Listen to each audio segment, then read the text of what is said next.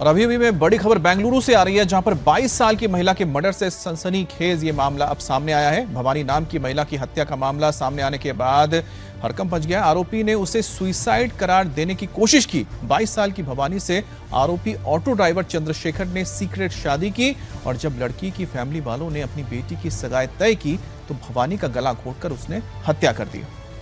आरोपी ने जहर खाकर खुद भी आत्महत्या का नाटक किया।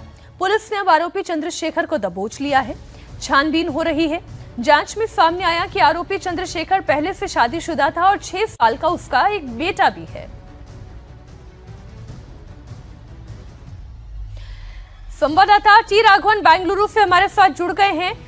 ये जो 22 साल की भवानी है, जिसकी हत्या करके खुद जहर खाने का नाटक कर रहा था, ये पकड़ में कैसे आया?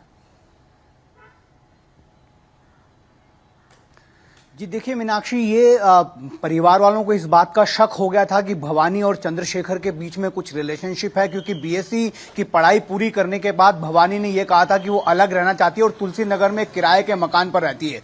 वहां पर जो रहती थी और किराए के मकान के जो मालिक हैं उनका यह कहना था कि वहां पर चंद्रशेखर का अक्सर आना जाना होता था और उन लोगों ने ये बताया भवानी और चंद्रशेखर ने कि वो दोनों हस्बैंड एंड वाइफ है। और ऐसा अब पता चल रहा है पुलिस की जांच में कि इन लोगों ने सीक्रेटिवली एक मैरिज भी की थी।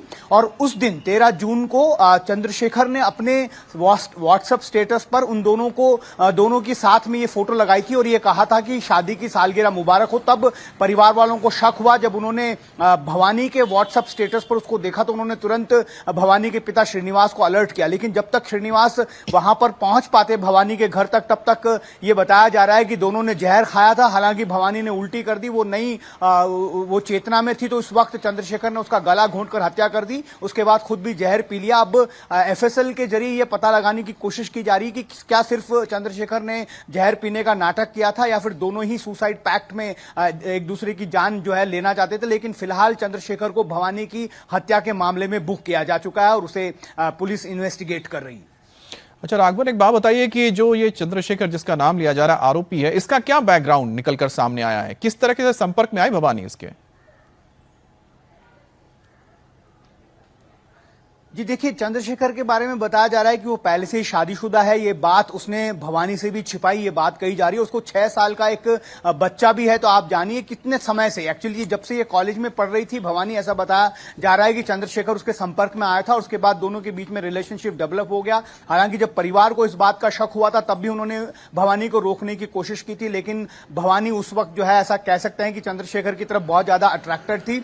लेकिन जब उसके बैकग्राउंड के बारे में फैमिली को पता चला अमित, तो उन्होंने भवानी की सगाई तय कर दी थी और आने वाले सप्ताह में उसकी सगाई होनी थी। इसी बात का पता लगने के बाद चंद्रशेखर ने भवानी को इस बात के लिए मना लिया कि दोनों सुसाइड कर जान दे देंगे और उसकी हत्या कर दी। जी, बहुत शुक्रिया आपका इस पूरी जानकारी के लिए राघवन।